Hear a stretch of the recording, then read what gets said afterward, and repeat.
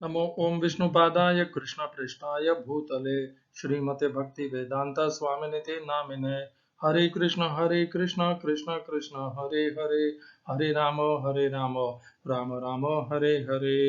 Srila AC भक्ति वेदांत स्वामी प्रभुपाद की जय। आचार्य महात्मा गांधी जी की जय। हरे कृष्णा। भगवद गीता 2020 में आपका स्वागत है। भगवान श्री कृष्ण की कृपा से चौथा अध्याय की चर्चा समाप्त हो चुकी है। आज हम चौथे अध्याय का सारांश पूरा लेंगे कि हमने चौथे अध्याय में क्या सीखा है। हम हर अध्याय के अंत में इस प्रकार सारांश करते हैं कि इस अध्याय से हमने क्या सीखा है। हमने पहले दूसरे और तीसरे इन तीनों अध्याय की भी सारांश समरी की है। आप उन्हें सारांश में जानने के लिए उनकी चर्चा देख सकते हैं। इस वीडियो के लिंक्स में मैं उन सारांश की भी लिंक्स दे दूंगा। चौथा अध्याय प्रारंभ जहां से होता है वहां पर भगवान सबसे पहले चौथे अध्याय के पहले से तीसरे श्लोक में भगवान अर्जुन से कहते हैं कि यह जो भगवत गीता का यह जो दिव्य ज्ञान है उन्होंने सर्वप्रथम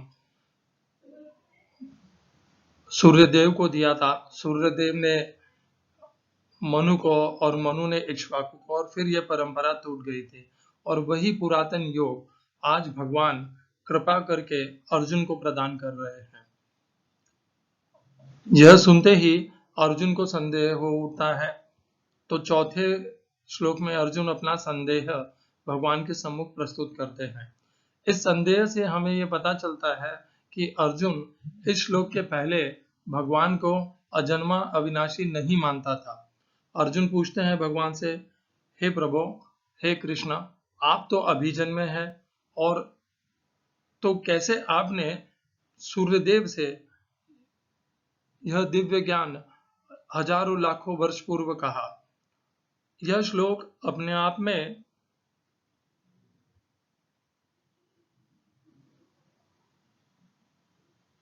बड़ी सरलता से हमें बताता है कि अर्जुन को भगवान के दिव्यता का, भगवत्ता का, और यही भगवान श्री कृष्ण अजन्मा अविनाशी और सनातन धर्म गोप्ता है, इस विषय में नहीं पता था। वे उन्हें दिव्य पुरुष मानते थे, परंतु भगवान और दिव्य पुरुष में जो अंतर होता है वह अंतर अभी भी अर्जुन के मन में था। और भगवान की कृपा, भगवान अर्जुन के माध्यम से समस्त जगत को भगवान इस अध्याय में ही बता देते हैं कि वे ही अजन्मा अविनाशी हैं। चौथे अध्याय के 5वें से 8वें श्लोक के अंतर में भीतर में भगवान सबसे पहले अर्जुन को कहते हैं कि उनके और अर्जुन के अनेकों जन्म हो चुके हैं। तो भगवान इस प्रकार से क्यों कहते हैं, बहुनी में व्यतीतानि जन्मानि तव चार्जुन तान्य हम वेद सर्वाणी न तुम वेद परम तप। तो भगवान भी अनेकों बार जन्म लेते हैं, भगवान ने यह कहा है यहाँ पर, परंतु भगवान का जन्म लेना अलग ही प्रकार का है। वह जन्म नहीं है, वह प्रकट होना है। और इस विषय पर भगवान आगे जाके विस्तार में 6ठे श्लोक में बताते हैं। अजो अपि सन्न अव्ययात्मा भूतानाम ईश्वरो अपि सन प्रकृतिम स्वामधिष्ठाय संभवाम्यात्मा मायया। मैं अजन्मा हूँ, अर्थात मेरा जन्म नहीं होता है, मैं प्रकट होता हूँ। मैं अव्यय अविनाशी परमात्मा हूँ। अजो अपि सन अव्यय आत्मा, सत अव्यय आत्मा, भूतानाम ईश्वरो अपि सन, समस्त भूत प्राणियों का ईश्वर हूं मैं। इस प्रकार भगवान अपने वास्तविकता का परिचय अर्जुन को यहाँ पर संक्षेप में देते हैं। अपनी शक्तियां, सामर्थ्य और योग का प्रदर्शन नहीं करते, केवल अपना परिचय देते हैं, यहाँ पर प्रदर्शन नहीं करते। तो अर्जुन भी उनकी यह बात सुन करके बड़ा विस्तार से नहीं, अर्जुन कुछ उसके ऊपर कुछ भी नहीं कहते अर्जुन। अगले श्लोक में भगवान कहते हैं, यदा यदा ही धर्मस्य ग्लानिर्भवति भारत अभ्युत्थानम अधर्मस्य तदात्मानं सृजाम्यहम्। भगवान के प्रकट होने का एकमात्र उद्देश्य है, मतलब कुछ उद्देश्य हैं, एकमात्र तो नहीं कहना चाहिए, कुछ उद्देश्य हैं, और वह है जब जब भी धर्म की हानि होती है, अधर्म की वृद्धि होती है, तब तब पुनः धर्म को जीवित करने के लिए, उसे पुनः प्रतिष्ठित करने के लिए भगवान स्वयं अवतरित होते हैं। परित्राणाय साधूनां विनाशाय च दुष्कृतां धर्म संस्थापनार्थाय संभवामि युगे युगे। भगवान सज्जनों की रक्षा करने के लिए, दुर्जनों का नाश करने के लिए और धर्म की पुनः स्थापना करने के लिए अवतरित होते हैं। तो यह भगवान के प्रयोजन है। और जो मनुष्य अपने जीवन में इस प्रकार भगवान के उद्देश्य की पूर्ति करता है, वही भगवान को प्रिय हो सकता है। यदि कोई मनुष्य इस प्रकार भगवान के उद्देश्य की पूर्ति नहीं करे, तो वो क्यों भगवान का प्रिय होगा? क्योंकि उसका और भगवान का उद्देश्य अलग है। उनकी भगवान की जो भगवान ने स्वयं के माध्यम से जो उदाहरण दिया है, जो भगवान के उद्देश्य हैं, जिस प्रकार भगवान स्वयं कर्म में व्यवहार करते हैं, यदि कोई मनुष्य इसके विपरीत उसका आचरण, व्यवहार और उसके विचार अलग हैं, तो वह कैसे भगवान को प्रिय हो सकता है? तो हे भक्तगण, हे कर्म योगियों, हे ज्ञान योगियों, अपने आप को भगवान के इस उद्देश्य से जोड़ लीजिए। आपके आचरण में, आपके व्यवहार में, आपके कार्यकलापों में, आपके कर्मों में यदि थोड़ा भी अंतर है, तो उन अंतरों को ऊपर विशेष गौर करके उनका सुधार कर लीजिए। भगवान का उद्देश्य यही है कि वे धर्म की पुनः स्थापना करते हैं। धर्म क्या है? धर्म वही है जो भगवान स्वयं अपने आचरण के द्वारा अपने जीवन काल में बताते हैं। और सज्जनों की रक्षा करना, दुर्जनों का नाश करना और अधर्म का नाश करना और सत्य धर्म की स्थापना करना, यही धर्म है। यही भगवान का परिचय है, यही भगवान का उद्देश्य है, यही भगवान को प्रिय है। और भगवान को वही प्रिय है जो इन उद्देश्यों में भगवान के सहायक बनते हैं, इन उद्देश्यों को पूरा करके भगवान के सेवा करते हैं। भगवान ये नहीं कहते कि तुम केवल भक्ति में लगे रहो, माला जपते रहो, सन्यास ले लो और उस माध्यम से तुम मुझे अत्यंत प्रिय हो जाओगे। ऐसा भगवान ने कभी नहीं कहा। पिता को भी वही पुत्र प्रिय लगता है जो पिता के उद्देश्य की पूर्ति करता है, जो पिता के व्यवहार को, पिता के संस्कारों को आगे बढ़ाता है। उसी प्रकार से भगवान श्री कृष्ण हम सबके माता धाता पितामह हैं, तो उन्हें भी वही पुत्र प्रिय होंगे जो उनके दिए उद्देश्य को, उनके संस्कारों को अपने व्यवहार में उतारेगा। यही इतना सा कह के मैं आगे बढ़ता हूँ। एक बार पुनः सचेत कर रहा हूँ कि जो भक्ति में लगे हुए हैं, वे ये न सोचें कि उन्होंने भक्ति को अपना लिया है तो वे अपने स्वधर्म छोड़ सकते हैं। ऐसा नहीं है। आप इस बात को ध्यान कीजिएगा कि भगवान ने बाल्यकाल में गोकुल में जितने भी अपने कर्म किए, रासलीला की, गोपियों के साथ, अपने मित्रों के साथ आनंदमय सुख जीवन बिताया। और गोपियां और राधा जी भगवान की इतनी बड़ी दिव्य भक्त हैं, इतनी समर्पित हैं, फिर भी जब समय आया, जब स्वधर्म ने पुकारा, तब भगवान ने उनको भी छोड़ दिया और स्वधर्म करने चल पड़े और पुनः लौट करके नहीं देखे। प्रिय वे सदैव रहे। राधिका जी भगवान को अत्यंत प्रिय हैं, गोपियां भी सदैव प्रिय रही। उनका स्थान कोई नहीं ले सकता इस संसार में। यह सोचना भी व्यर्थ होगा कि कोई उनका स्थान ले सकता है, परंतु यह जानना भगवान के स्वयं की जीवन लीला से यह उदाहरण है कि जब स्वधर्म पुकारता है, तो भक्ति और भक्त के प्रति जो भगवान की कर्तव्य हैं, उनको छोड़ करके भगवान सबसे पहले, भगवान ने का जो गोपियों और राधा जी के प्रति कर्तव्य था कि यदि वे भगवान के प्रति समर्पित हैं, दृढ़ हैं, तो भगवान को भी अपने स्वधर्म को छोड़ करके उनके प्रति ही समर्पित रहना चाहिए। ऐसा नहीं किया उन्होंने। क्या भगवान उन्हें छोड़ करके अपने स्वधर्म को करने नहीं चल पड़े मथुरा और फिर आगे बढ़ते ही गए, पुनः लौट के नहीं आए? आप भी भक्ति को प्राप्त कर लिए हैं, बहुत अच्छी बात है, परंतु अपने स्वधर्म को मत छोड़िए। भगवान को भी पता था कि कंस भी एक दिन मर जाएगा। इस संसार में कोई भी पापी अमर नहीं है, न कोई दुराचारी आसुर भी अमर है, परंतु फिर भी भगवान उनका वध करने, उनको अपने लक्ष्य तक, अंत तक पहुंचाने के लिए स्वयं अपना स्वधर्म में प्रवृत्त हो जाते हैं। उन्हें सब पता है फिर भी। तो हमें भी सब यह पता रहना चाहिए कि हम जैसे कहते हैं कि ये संसार ऐसा ही है, इसमें लोग ऐसा ही करेंगे, ये सब ठीक बात है। ये तो भगवान को भी पता था। यदि हमें यह ज्ञान है तो यह कोई बहुत बड़ा दिव्य ज्ञान नहीं है। भगवान को भी यह पता था कि कंस भी मारा जाएगा, समय आएगा कंस भी मारा जाएगा, चाणूर भी मारा जाएगा, दुर्योधन भी मारा जाएगा, सभी काल के ग्रास बनेंगे, आज नहीं तो कल बनेंगे, कोई भी इनमें से नहीं बचेगा। तो भी भगवान अपने भक्तों को छोड़ करके, गोपियों को, राधा जी को छोड़ करके अपने स्वधर्म को करने चल पड़े। आप भी ये सब जानते हैं कि ये जितने भी राजनेता हैं, ये जितने भी पिशाच जैसे इनकी वृत्ति है, इन सब को जानते हुए भी आपको ये अधिकार नहीं है कि आप अपने स्वधर्म को छोड़ दें। आपको अपना स्वधर्म पूरा करना पड़ेगा। यही आपको भगवान श्री कृष्ण की लीला है। इसी से भगवान श्री कृष्ण के कर्तव्यों से, कर्मों से यही सीखना है। और यदि यह नहीं सीख पाए और इनके प्रति विमुख हो गए, अपने स्वधर्म के प्रति, और केवल भक्ति में लगे रह गए, ये समझ करके कि केवल भक्ति ही श्रेष्ठ है और ये बाकी सब तो ऐसे ही चलता रहेगा, ये कभी भी समाप्त नहीं होगा, तो हम अपने स्वधर्म से विमुख होकर के कुछ नहीं पाएंगे। अर्जुन भी यही करना चाह रहे थे। अर्जुन कह रहे थे कि इस प्रकार स्वजनों को मारने से क्या लाभ मिलेगा, मैं तो ये सब छोड़ करके संन्यास ले लेता हूँ। इस प्रकार अपने स्वधर्म से विमुख होने से ना तो अर्जुन का कल्याण हुआ, वे क्षत्रिय थे इसलिए भी उनको ये नहीं करना था। हम यदि ब्राह्मणत्व को प्राप्त भी हो गए हैं तो भी हमारा जो पहले का जीवन था, हम उसके समस्त कर्तव्य कर्मों को, स्वधर्मों को पूर्णतया त्याग नहीं पाएंगे। हम ब्राह्मण भी हो गए हैं तो भी हमें इस संसार में अधर्म का, अनाचार का, अन्याय का विरोध तो करना ही होगा।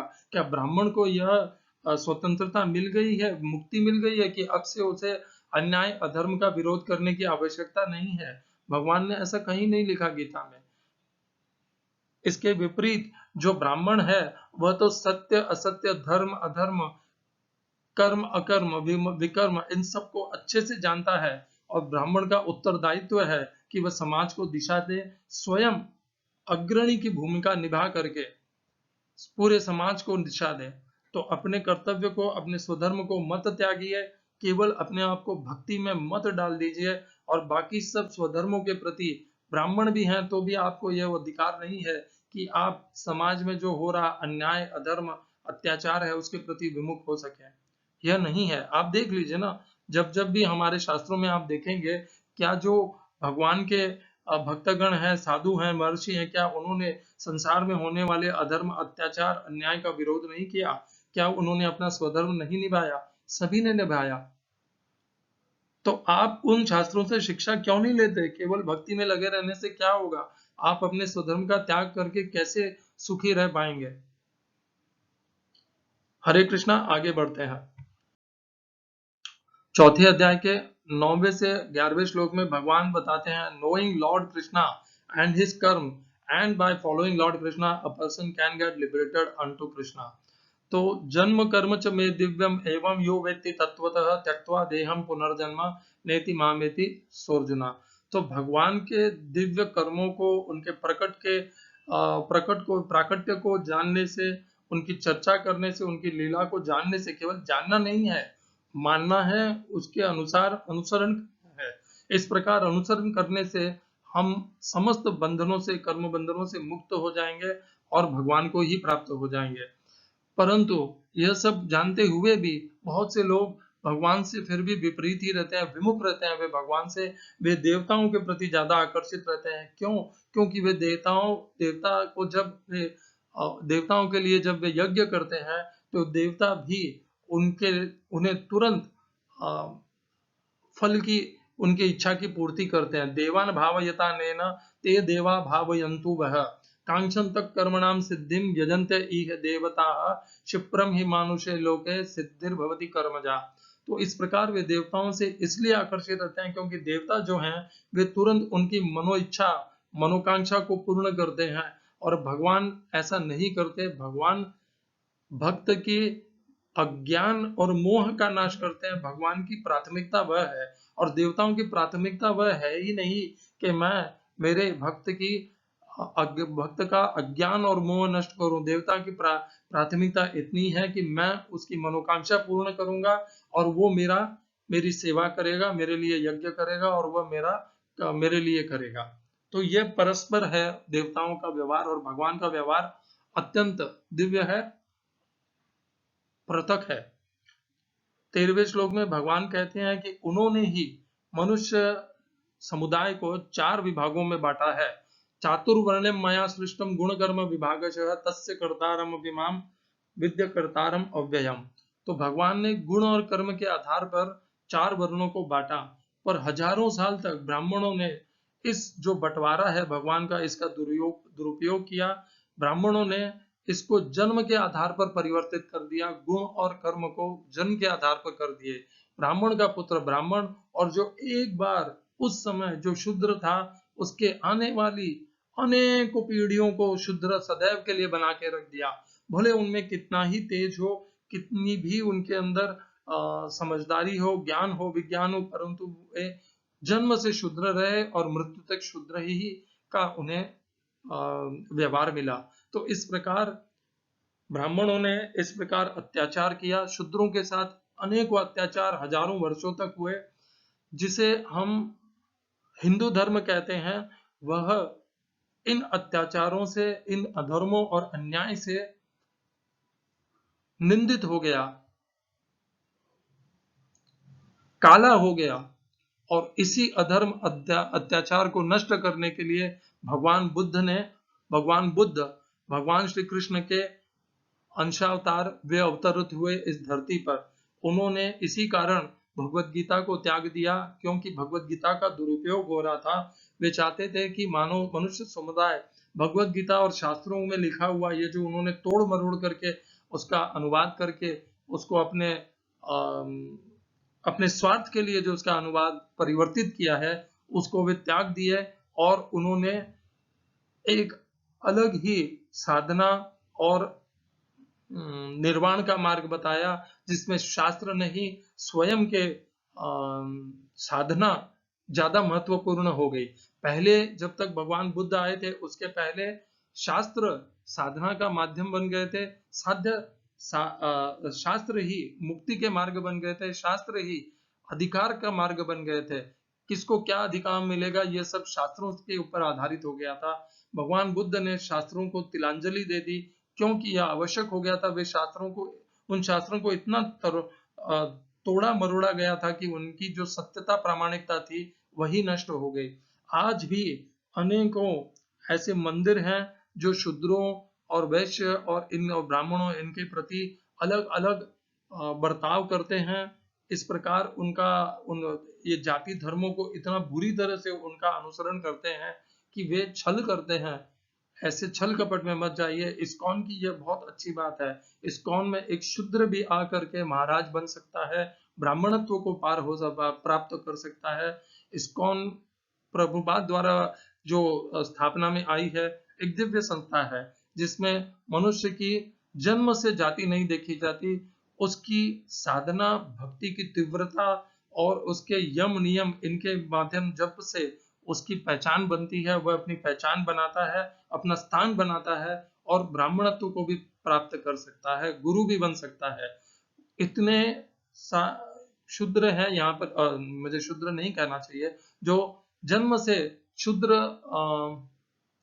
जाति में जिनका जन्म हुआ, परंतु उन्होंने शास्त्रों का अध्ययन करते करते, जप करते करते, दिव्य ज्ञान प्राप्त करते करते, भगवान की भक्ति करते करते, भगवान के भक्तों की सेवा करते करते उन्होंने ब्राह्मणत्व को प्राप्त कर लिया। उनकी ब्राह्मण दीक्षा हो गई और आज वे उच्च कोटि पर इस्कॉन के गवर्निंग बॉडी के ऊपर भी आसीन है, वहां पर भी वे प्रतिष्ठित हैं। इस्कॉन एक दिव्य संस्था है जिसने इस प्रकार का परिवर्तन किया।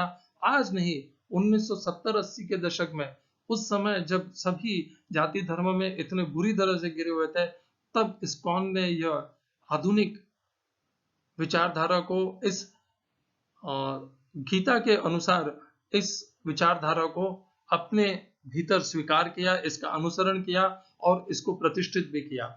आगे चलते हैं चौथे अध्याय के 14वें।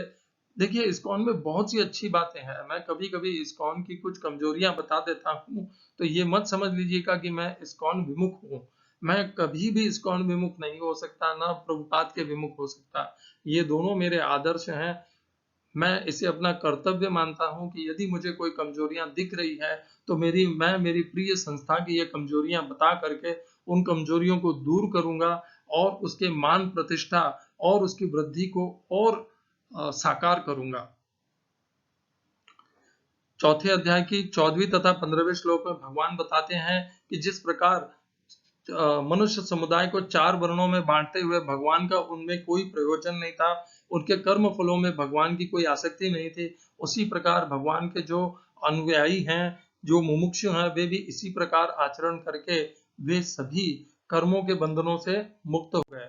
और भगवान अर्जुन को भी यही कहते हैं कि अर्जुन को भी इसी प्रकार कर्मयोग को का कर्मयोग की शरण लेनी चाहिए। और अब 16वें श्लोक से लेकर के भगवान कर्मयोग के विषय में बताना प्रारंभ करेंगे। तो पहले भगवान ने अपने लिए बारे में बताया, कैसे उन्होंने गीता का ज्ञान दिया, अपने प्राकट्य का बताया, फिर भगवान ने कैसे कर्मयोग करते थे, स्वयं करते हैं और दूसरों से, ये सब भगवान जो चौथे अध्याय के 13वें श्लोक से भगवान कर्मयोग का स्वयं के द्वारा, मुमुक्षुओं के द्वारा उदाहरण देना प्रारंभ करते हैं, ज्ञान देना प्रारंभ करते हैं। और चौथे अध्याय से अब यही कर्मयोग की भगवान चर्चा कर रहे हैं, उपदेश दे रहे हैं। 16वें तथा से लेकर 18वें श्लोक में भगवान कहते हैं कि ये जो कर्म है, अकर्म है, विकर्म है, इनको पहचान पाना अतिशय कठिन है। तो जो मनुष्य इनके भेद को जान लेता है उसे भगवान बुद्धिमान कहते हैं। कर्मणो यपि बोद्धव्यम बोद्धव्यम च विकर्मणा अकर्मणश्च बोद्धव्यम गहना कर्मणो गतिः कर्मण्य कर्म यः पश्येद अकर्मणि च कर्म यः स बुद्धिमान मनुष्येषु। समस्त मनुष्यों में वही मनुष्य है जो कर्म में अकर्म तथा अकर्म में कर्म को देख सकता है। फिर 19 से लेकर के 23वें श्लोक के बीच में भगवान कर्मयोगी के दिव्य गुणों का परिचय देते हैं कि कैसे कर्मयोगी कर्म करता है, कर्म फलों के प्रति अनासक्त रह करके कर्म करता है और इसीलिए वह सदैव अकर्म में रहता है। और इस प्रकार कर्म करता हुआ वह बंधता नहीं, केवल उसका शरीर करता है और वह कोई भी प्रकार के पाप को प्राप्त नहीं होता, न किसी बंधनों को प्राप्त होता है। चौथे अध्याय के 24वें श्लोक से भगवान जो प्रारंभ करते हैं कर्मयोग के, आगे बढ़कर के अब भगवान यज्ञ के विषय में बताएंगे। चौथे अध्याय के 24 से लेकर 32 इन इतने सारे श्लोकों में भगवान अनेकों प्रकार के यज्ञ का विस्तार बताते हैं। चौथे अध्याय का 24वां श्लोक जो सबसे पहला श्लोक है, यज्ञ के विषय में अत्यंत महत्वपूर्ण है। भगवान बताते हैं ब्रह्मार्पणम ब्रह्म हि ब्रह्माग्नो ब्रह्मणा हुतम ब्रह्मैव तेन गंतव्यम ब्रह्म कर्म समाधिना। अर्थात सब कुछ ब्रह्म है, ब्रह्म ही अर्पण करने वाले हैं, ब्रह्म ही ग्रहण करने वाले हैं, जो कुछ भी होता है ब्रह्म में ही होता है और ब्रह्म ही उसकी प्रेरणा है, ब्रह्म ही आहुति है, स्वीकार करने वाले भी ब्रह्म ही, अग्नि भी ब्रह्म ही है। तो जो ब्रह्म है वही भगवान श्री कृष्ण है। ब्रह्म और भगवान श्री कृष्ण में कोई भी अंतर नहीं है। इसकी चर्चा करते हुए हमने देखा था कि यही श्लोक भगवान 9वें अध्याय में भी बोलते हैं, अहम क्रतुर अहम यज्ञ स्वदा अहम औषधम मंत्रो हम हमें वाच्यम अहम अग्निर अहम हुतम। तो यहाँ पर चौथे अध्याय के 24वें श्लोक में भगवान ने ब्रह्म शब्द का प्रयोग किया और वहां पर 9वें अध्याय में भगवान ने अहम शब्द का प्रयोग किया। परंतु इन दोनों श्लोकों में एक ही बात कही गई है, एक ही चर्चा हुई है, अर्थात ब्रह्म और भगवान श्री कृष्ण समान है, एक है, इनमें कोई भेद नहीं है। कोई इन्हें ब्रह्म के रूप में जानता है और कोई उन्हें भगवान श्री कृष्ण के रूप में भजता है। उचित तो यही होगा कि उन्हें भगवान श्री कृष्ण के रूप में भजिए, क्योंकि गीता का सार यही है। भगवान यही नहीं कहते कि तुम मुझे ब्रह्म के रूप में भजो, भगवान कहते हैं तुम मुझे मन मना भव मद भक्त मध्याजी माम नमस्कुरु माम वैशेषि सत्यम ते प्रति जाने प्रियोसी में। मुझे ही, मेरे कृष्ण स्वरूप को नमन करो, वंदन करो, पूजन करो, उसे ही नमस्कार करो और तुम मुझे ही प्राप्त हो जाओगे। भगवान यही कहते हैं। भगवान ये नहीं कहते मेरे ब्रह्म स्वरूप को करो, परंतु यदि आप ब्रह्म स्वरूप को भी कर रहे हैं तो मेरी आपसे कोई भी मेरा कोई द्वेष नहीं है, कोई ईर्ष्या नहीं है। आपको जो प्रिय लगता है आप वैसे करिए। हम कर रहे एक ही का है, उन्हीं भगवान श्री कृष्ण का कर रहे हैं, क्योंकि ब्रह्म और भगवान श्री कृष्ण एक ही हैं। इस संसार के दो भगवान नहीं हो सकते। चौथे अध्याय के 25वें श्लोक में भगवान एक और प्रकार का यज्ञ बताते हैं कि कुछ योगी जो हैं वे यज्ञ करते हैं देवताओं के लिए, और कुछ योगी करते हैं ब्रह्म के लिए, परब्रह्म के लिए, अर्थात भगवान श्री कृष्ण के लिए। तो ये भी यज्ञों को अलग अलग श्रेणियां हैं। जो देवताओं के लिए यज्ञ किए जाते हैं उनका वे देवताओं को प्राप्त होते हैं, और जो भगवान के लिए किए जाते हैं वे भगवान को प्राप्त होते हैं। ये भी उनके भीतर एक अलग अलग श्रेणी है। और 26वें श्लोक में भगवान बताते हैं कि कुछ जो योगी हैं वे श्रवण की जो ये इंद्रिय है इसके ऊपर नियंत्रण करते हैं, और कुछ हैं वो शब्दों की जो इंद्रिय है जिह्वा उसके ऊपर नियंत्रण करते हैं। इस प्रकार योगी अलग अलग प्रकार के नियंत्रण करके इनको यज्ञ में समर्पित करते जाते हैं, इनकी आहुति दे देते हैं। अर्थात शब्दों को नियंत्रित करना, अर्थात कुछ योगी मौन व्रत धारण कर लेते हैं, और मौन व्रत धारण करके शब्द को उच्चारण करने की जो शक्ति है उसकी आहुति दे देते हैं, और कुछ श्रवण करने की यह जो शक्ति है भगवान की इसी की आहुति दे देते हैं इंद्रियों में। अर्थात वे व्यर्थ की प्रजलन जिसे कहते हैं, या व्यर्थ की बातें नहीं सुनते, केवल भगवान की कथा के अलावा और कुछ नहीं सुनते। 27वें श्लोक में बताते हैं कि कुछ जो योगी हैं वे इंद्रियों को नियंत्रण करते हैं और प्राणों को भी नियंत्रित करते हैं, और जो प्राण के द्वारा कर्म होते हैं उनको भी नियंत्रित करते हैं। इस प्रकार वे इंद्रिय तथा अपने कर्मों को नियंत्रित करते हुए ज्ञान को प्राप्त होते हैं, वृद्धि को और प्रगति को प्राप्त होते हैं, अध्यात्म में, भक्ति में, कर्मयोग में। कुछ और तरह का यज्ञ भगवान बताते हैं। जैसे कुछ मनुष्य हैं वे अपनी संपत्ति, सामर्थ्य और साधनों के माध्यम से यज्ञ करते हैं, उन्हें द्रव्य यज्ञ कहा जाता है। यदि आप किसी को संपत्ति देते हैं, दान देते हैं, तो वो यदि संपत्ति का है, भूमि का है, वस्त्रों का है या कोई साधन का है, तो ये सब द्रव्य यज्ञ में कहे जाते हैं। और कुछ जो हैं वे भीषण तप करते हैं। तप होता है, भगवान ने 17वें अध्याय में बताया, तप 3 प्रकार का होता है। शरीर, वाणी और मन, ये 3 प्रकार के तप भगवान ने बताए हैं। कुछ जो योगी हैं वे शरीर, वाणी और मन के इन तपों को करते हैं, और इन तपों को करते हुए इनके समस्त फल भगवान को समर्पित कर देते हैं। और कुछ योगी जो होते हैं वे अष्टांग योग के प्रति आकर्षित रहते हैं, और वो अनेक प्रकार के यम, नियम, धारण, आसन ये सब करते हुए भगवान को उस प्रकार से पाने की चेष्टा करते हैं, अपने अंदर संयम लेके आते हैं। और कुछ लोग और भी, इसमें श्लोक में नहीं लिखा है परंतु आज ये बहुत प्रचलित है, कुंडलिनी शक्ति जागृत करना। कुंडलिनी शक्ति जागृत करने से दिव्यता या मुक्ति को या भगवान के परम धाम को प्राप्त नहीं होंगे। ऐसा एक भी जगह भगवत गीता में नहीं लिखा है कि आप कुंडलिनी शक्ति जागृत करो और उसके माध्यम से आपको परम धाम, परम शांति या भगवान की शरण प्राप्त होगी या ब्रह्म की शरण प्राप्त होगी, ऐसा नहीं लिखा है। कुंडलिनी शक्ति जागृत करना यह सब भटकना है, अपने योग साधना से भटकना है, शक्ति के पीछे पागल हो करके, उससे मोहित हो करके शक्ति के पीछे भागने से साधना का नाश हो जाएगा। कुंडलिनी शक्ति के पीछे मत भागिए। शक्ति को प्राप्त करने के लिए अपने आप को व्यभिचारी मत बनाइए। अपने इंद्रियों को तृप्त करने के लिए कुंडलिनी शक्ति को जागृत करने की आवश्यकता नहीं है, ना उस प्रलोभन में जाइए। अपनी योग साधना में लगे रहिए। योग को साधना, कर्मयोग करते रहना, भक्ति योग करते रहना, ज्ञान योग करते रहना, यही साधन है जिनसे भगवान, परम धाम, परब्रह्म और भगवान श्री कृष्ण प्राप्त होंगे। कुछ और हैं जो वेद तथा शास्त्रों का अध्ययन करते हुए ज्ञान को प्राप्त करते हैं और अच्छी तरह से दृढ़ता रखते हैं। 29वें श्लोक में भगवान और यज्ञों का वर्णन करते हैं। कुछ योगी हैं जो प्राणों को अपान में तथा अपान को प्राण में समर्पित करते हैं, और ये सब जो प्राणायाम को भी भगवान ने एक यज्ञ बताया है, क्योंकि इसमें भी जो योगी है वह नियंत्रित करता है और आहुति भी देता है। तो इस प्रकार जब भी हम किसी अपनी जो वस्तु है उसकी आहुति देते हैं तो वे सब यज्ञ कहलाते हैं। 30वें श्लोक में भगवान बताते हैं कि कुछ और जो योगी हैं वे अन्न को और प्राण को, इन अन्न को ऊपर नियंत्रण करते हैं तथा अपने प्राण को अपान में समर्पित करते हैं, आहुति देते हैं। इस प्रकार ये जो अनेकों प्रकार के यज्ञ भगवान ने यहाँ पर बताए हैं 4थे अध्याय के 24वें श्लोक से, इन समस्त प्रकार के यज्ञों के करने वाले, यज्ञ को करने के कारण, यज्ञ के फल के द्वारा, जो यज्ञ का फल सदैव अमृत होता है, उस अमृत के कारण वे समस्त प्रकार के पाप कर्मों से मुक्त हो जाते हैं।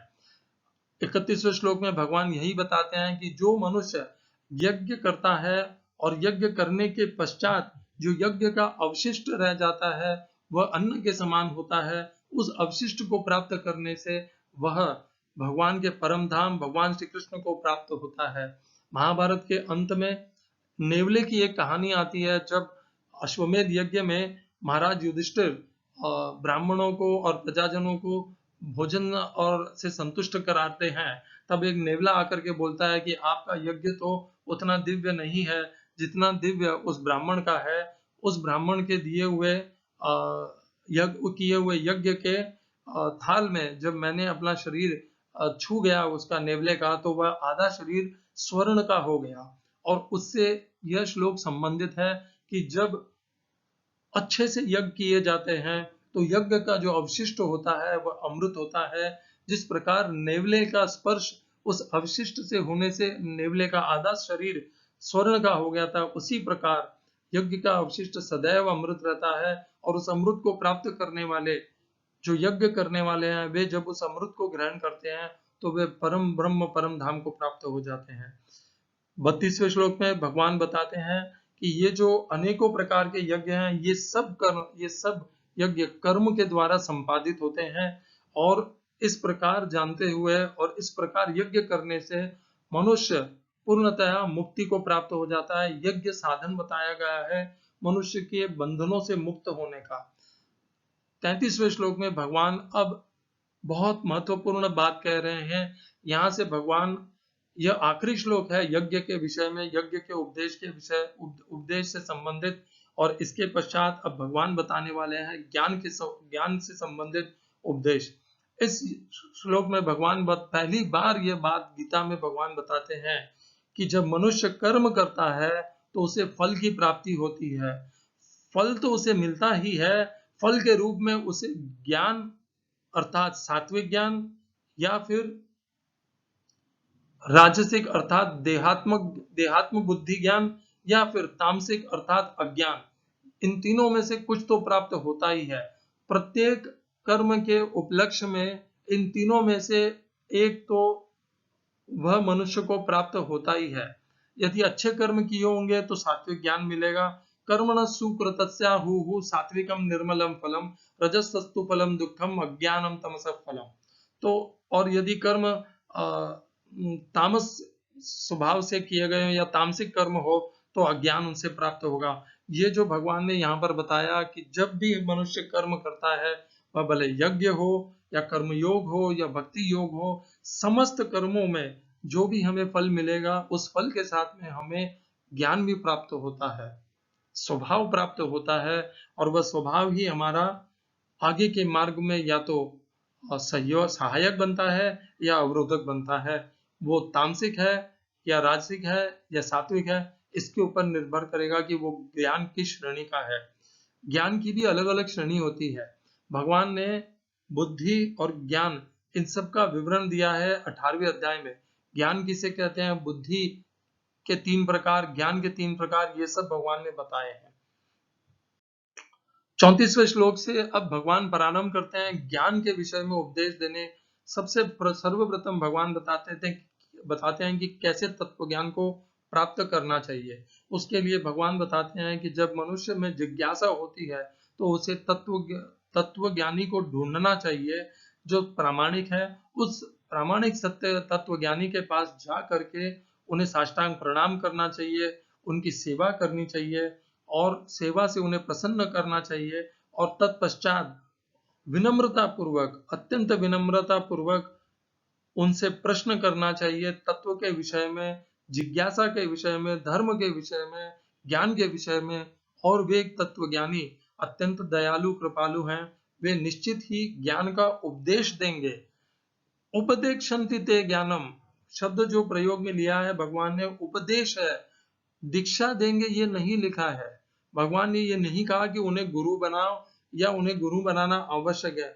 आप उन्हें गुरु बनाओ और अच्छा है, परंतु यह कहना अनुचित होगा कि वे दीक्षा देंगे, यह इसका इस श्लोक के साथ का अनुवाद अनुचित होगा। तो इस प्रकार तत्वज्ञानियों के पास जाकर के उनसे तत्वज्ञान प्राप्त करना चाहिए, परंतु ये जो तत्वज्ञान मिला है ये हमें तुरंत हम इसे हमारी अभी इतनी योग्यता और पात्रता नहीं है कि हम उस तत्वज्ञान को तुरंत पचा पाएंगे, अपने भीतर अपने व्यवहार में उतार पाएंगे, अपने विज्ञान में ला पाएंगे। वो योग साधना करते करते वृद्धि होगी इसकी। उसकी चर्चा हम आगे के श्लोक में करेंगे। 35वें श्लोक में भगवान बताते हैं कि ये जो तत्वज्ञान है ये इतना विलक्षण है कि यदि मनुष्य एक बार इस तत्वज्ञान को प्राप्त कर लेता है तो वह पुनः अपने जीवन में पुनः फिर मोह को सम्मोह को प्राप्त नहीं होता। ऐसा नहीं है कि आपने एक बार तत्वज्ञान प्राप्त कर लिया और फिर आप पुनः मोहित हो जाएंगे, यह नहीं होगा। एक बार भी इस तत्वज्ञान को जो मनुष्य प्राप्त कर लेता है वह पुनः मोहित नहीं होगा। फिर 36वें श्लोक में भगवान बताते हैं कि यदि हम सब ने तो अनेकों पाप कर्म किए ही हैं और हमारे पास वे सारे पाप कर्म हमारे इकट्ठे हुए हैं, एकत्रित हुए हैं, हमें संचित जिन्हें कर्म फल कहते हैं वे हैं, परंतु ये संचित पाप कर्म भी हम इसके सागरों को भी पार कर सकते हैं यदि हम तत्वज्ञान रूपी नैया में बैठे हों, तत्वज्ञान में यदि हम स्थिर हो तो हम इस पापों के महासागर को भी पार कर सकते हैं। इतना प्रभावशाली, बलवान और शक्तिशाली यह तत्वज्ञान है कि यह पापों के सागरों से भी हमारी मुक्ति करा देगा, सारे संचित पाप कर्मों को नष्ट कर देगा। भगवान 37वें श्लोक में उदाहरण देते हैं कि जिस प्रकार अग्नि अपने ईंधन को जला देती है, वैसे ही ये ज्ञान अग्नि जो है ये समस्त एकत्रित कर्म फलों को जला देती है और मनुष्य को मुक्त कर देती है कर्म फलों से। 38वें श्लोक में भगवान बताते हैं कि इस संसार में ज्ञान से ज्यादा पवित्र तथा ज्ञान से ज्यादा पवित्र करने वाला कोई और कुछ भी नहीं है। और यह ज्ञान स्वयं अपने आप ही हमारे भीतर प्रकाशित होता है।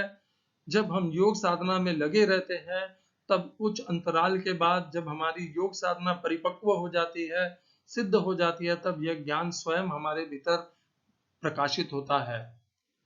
तो यह जो धारणा है कि जैसे सदगुरु जी कहते हैं कि हस्तदंड से छू करके मेरे गुरुदेव ने मुझे तत्वज्ञान प्रदान किया, या कोई कहते हैं कि जैसे पीके पिक्चर में वो ऐसे हाथ छू करके ज्ञान को स्थानांतरित कर दिया, मुझे प्रदान किया, ये सब भ्रम है। इस तरह से ज्ञान प्राप्त नहीं हो सकता। ज्ञान स्वयं अपने योग साधना के माध्यम से हमें स्वयं उसे उत्पन्न करना है, हमारे भीतर उत्पन्न करना है। जब हम योग साधना में लगे रहेंगे तब भगवान ही कृपा करेंगे और हमारे भीतर उस ज्ञान के दीपक को प्रज्वलित करेंगे, प्रकाशमान करेंगे, जिससे हमारा अज्ञान नष्ट हो जाएगा। तेषा में 10वें अध्याय का 11वां श्लोक है, तेषामेवानुकंपार्थम अहम अज्ञान जंतुमः नाशयाम्यात्म भावस्तः ज्ञान दीपेन भास्वतः। मैं उनके ऊपर विशेष अनुग्रह कृपा करके उनके भीतर जो अज्ञान रूपी अंधकार है उसको नष्ट कर देता हूँ ज्ञान के दीपक को जला करके। यह सब भगवान ही करते हैं, पर कब करते हैं? भगवान ये तब करते हैं जब हम योग साधना में लगे रहते हैं और योग साधना करते करते हमारे अंदर पवित्रता, योग्यता, पात्रता, परिपक्वता सब आ जाती है, तब भगवान यह विशेष कृपा हम पर करते हैं। चौथे अध्याय के 39वें श्लोक में भगवान कहते हैं, श्रद्धावान लभते ज्ञानम तत्पर संयतेन्द्रिय। मनुष्य में जब श्रद्धा होती है और वह प्रयत्नशील रहता है, दृढ़ रहता है योग साधना में, और अपने इंद्रियों को संयमित रखता है, तो इन 3 साधनों से वह इस तत्व ज्ञान को प्राप्त कर लेता है। आदौ श्रद्धा, तो सबसे पहले तत्व जिज्ञासा, तो सबसे पहले श्रद्धा की आवश्यकता है। श्रद्धा के बिना इस तत्व ज्ञान को प्राप्त करना असंभव है। श्रद्धा हमारे अंदर होनी ही पड़ेगी। कोई भी मनुष्य जिसमें श्रद्धा नहीं हो, वह इस तत्व ज्ञान को कभी भी प्राप्त नहीं कर पाएगा। मार्ग यही है कि अश्रद्धा से श्रद्धा की तरफ हमें बढ़ना होगा, और जब हमारे अंदर श्रद्धा आ जाएगी तभी हम इसको प्राप्त कर पाएंगे, इस तत्व ज्ञान को, इस भक्ति को, इस कर्मयोग को। उसके बिना यह संभव नहीं है। और इसको प्राप्त करते ही हमें परम शांति, परम धाम भगवान श्री कृष्ण प्राप्त हो जाते हैं। 40वें श्लोक में भगवान बताते हैं कि जो अज्ञानी है, उनके अज्ञान के कारण उनके अंदर अश्रद्धा है, और वह अश्रद्धा और अज्ञान दोनों का ये जो समन्वय है, इतना कठिन है इसको तोड़ पाना, कि ये जो अश्रद्धा वाला और अज्ञानी मनुष्य है, वह अपना इस जीवन में भी सुख नहीं पाता और अगले जीवन में भी वह सुख पाने का अधिकारी नहीं बनता, क्योंकि उसने अपना जीवन व्यर्थ गंवा दिया है, अज्ञान में और अश्रद्धा में गंवा दिया है। 41वें श्लोक में भगवान ये जो अश्रद्धा वाले मनुष्य हैं, उनके लिए एक मार्ग बताते हैं, एक युक्ति देते हैं कि ये जो मनुष्य अश्रद्धा में है, उसे अज्ञान में डूबा हुआ है, उसे यज्ञ, दान और तप, इन सबको करते हुए उनके फलों को भगवान को समर्पित करते हुए ये करना चाहिए। यज्ञ, दान, तप, कर्म पावनानि मनीषिणाम, ये मनुष्यों को पावन करने वाले हैं, यज्ञ, दान और तप, और इनको करके वह धीरे धीरे पवित्रता को प्राप्त करके श्रद्धा अपने अंदर विकसित कर सकता है। तो अंत में श्रद्धा तो विकसित करनी ही पड़ेगी, अश्रद्धा को परिवर्तित करके श्रद्धा में परिवर्तित करना ही पड़ेगा, तभी जाकर के हम इस तत्वज्ञान को, इस भक्ति का मार्ग को, इस कर्म मार्ग को अपना पाएंगे, कर्मयोग को अपना पाएंगे। इस श्रद्धा को विकसित करने के लिए आप भगवान श्री कृष्ण के कुल के आचार्य, गुरु या भक्त गणों का संग कीजिए, अर्थात संग का लाभ लीजिए। दूसरा, वे जो भी भगवान की कथाएं करते हैं, गीता का दिव्य ज्ञान देते हैं, उसका नित्य श्रवण कीजिए। तीसरा, जो यज्ञ, दान और तप है, ये सब सदैव करते रहिए और इनके समस्त फलों को भगवान श्री कृष्ण को समर्पित करते रहिए। और चौथा, जो दूसरा कान है, उसमें जो नास्तिक कहते रहेंगे, आपके अंदर भ्रम डालते रहेंगे, वह दूसरा कान बंद कर लीजिए, ताकि नास्तिक विचारों का आपके भीतर प्रवेश नहीं हो। इस प्रकार करते रहने से आपके अंदर अश्रद्धा है, वह श्रद्धा में परिवर्तित हो जाएगी, आपका अज्ञान धीरे धीरे ज्ञान में परिवर्तित होगा, और श्रद्धावान लभते ज्ञानम, चौथे अध्याय का 39वां श्लोक आपको फिर मार्ग करेगा, आपको मार्ग दिखाएगा, प्रशस्त करेगा, और आप उस तत्व ज्ञान को प्राप्त कर लेंगे। चौथे अध्याय के 42वां श्लोक इस अध्याय का आखिरी श्लोक, जिसमें भगवान बताते हैं कि ज्ञान का क्या उपयोग करना चाहिए। ज्ञान का उपयोग, भगवान कहते हैं कि हमारे अंदर जो अज्ञान है, तस्मात् अज्ञान संभूतम हृस्तम ज्ञानासीनात्मना चित्वैनम संशयम योगम आतिष्ठोतिष्ठ भारत। भगवान कहते हैं तुम्हारे भीतर यह जो अज्ञान से उत्पन्न संशय है, इसको ज्ञान रूपी शस्त्र के माध्यम से इसका नाश कर। और नाश करने के बाद क्या कहते हैं भगवान? ये नहीं कहते कि तुम मेरी भक्ति में लग जा, ये नहीं कहते कि तू संन्यास ले ले, नहीं। भगवान कहते हैं यदि तेरे अंदर अज्ञान का नाश हो गया है, तेरे अंदर संशय का नाश हो गया है, तो तू उठ, कर्मयोग में लग जा, और कर्मयोग में लग करके युद्ध कर और अपना स्वधर्म कर। अर्जुन के लिए युद्ध और हम सब के लिए अपना स्वधर्म, हमें अपना स्वधर्म कभी नहीं त्यागना चाहिए। तो यह था चौथे अध्याय का सारांश। इस अध्याय में हम मुख्य रूप से देखेंगे तो पहले श्लोकों में हमने देखा कि कैसे गीता भगवान ने कही और भगवान के प्राकट्य होने का क्या रहस्य है। फिर हमने कर्म तथा कर्मयोग के विषय में जाना, क्या कर्म होता है, क्या विकर्म होता है, क्या अकर्म होता है, किस प्रकार भगवान कर्मयोग करते हैं और कैसे हमें करना चाहिए।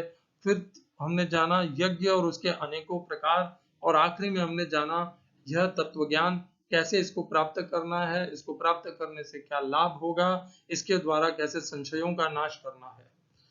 भगवत गीता के इस चौथे अध्याय को की यही समाप्ति होती है।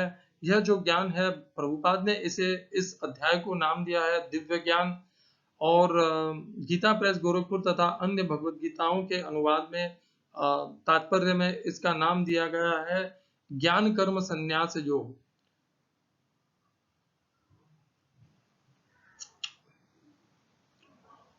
जो भी नाम हो, आप नाम में मत उलझिए, इस ज्ञान को प्राप्त कीजिए जो चौथे अध्याय में है। अत्यंत विलक्षण ज्ञान दिया है भगवान ने, अपने प्राकट्य का रहस्य बताया है। यहाँ पर भगवान ने भक्ति की अभी विस्तार से चर्चा नहीं की है, परंतु उन्होंने अपने प्राकट्य का रहस्य बताया है, उनके जीवन का उद्देश्य बताया है, उनकी लीलाओं का उद्देश्य बताया है। और वह समस्त उद्देश्य भक्ति से संबंधित नहीं है, वह समस्त उद्देश्य उनके स्वधर्म से संबंधित है, कर्म से संबंधित है। हरे कृष्णा। हम सबको भी इस अध्याय को निरंतर अपने स्मरण में रखना चाहिए। इस अध्याय में भगवान ने बताया कि कैसे उन्होंने भगवत गीता के इस दिव्य और रहस्यमय ज्ञान को बहुत प्राचीन काल में पहले बताया था, और अब पुनः अर्जुन के माध्यम से हम सबको प्रदान किया है। इस गीता शास्त्र को अपने जीवन में उतारिए। एकम शास्त्रम देवकी पुत्र गीतम, एक ही शास्त्र श्रीमद् भगवत गीता। एको देवो देवकी पुत्र एव, एक ही भगवान श्री कृष्ण। एको मंत्र तस्य नामानि यानि, एक ही मंत्र भगवान श्री कृष्ण के नाम का महामंत्र। हरे कृष्ण कृष्ण कृष्ण हरे हरे, हरे राम राम राम हरे हरे। कर्मापेकम तस्य देवस्य सेवा, अपने कर्मों के द्वारा नित्य भगवान श्री कृष्ण की सेवा करिए। यही है चार आधार, चार स्तंभ आध्यात्म के, भक्ति के, कर्मयोग के और परम धाम और भगवान को प्राप्त करने के। हरे कृष्णा। कल से हम चर्चा करेंगे 5वें अध्याय की। भगवान की कृपा रही तो वह अध्याय भी अच्छे से हम चर्चा कर पाएंगे। आप सबसे विनती है कि भगवत गीता को अपने व्यवहार में उतारिए। केवल इसकी चर्चा सुनने से लाभ नहीं होगा, आपको परिवर्तन अपने भीतर लाना होगा। इंद्रियों को रोकना होगा, विषयों को भोगने से उन्हें वहां से हटा करके मन के द्वारा उन्हें नियंत्रित करके उन्हें कर्मयोग में लगाना होगा। दूसरों को की सेवा करनी होगी। अपने सामर्थ्य, साधन और संपत्ति, अपनी बुद्धि, अपने ज्ञान के द्वारा दूसरों का सहयोग करना होगा, ताकि वे भी एक अच्छा उनका उद्धार हो सके, उनका कल्याण हो सके। हरे कृष्णा। श्रील ऐसी भक्ति वेदांत स्वामी प्रभुपाद की जय। आचार्य महात्मा गांधी जी की जय।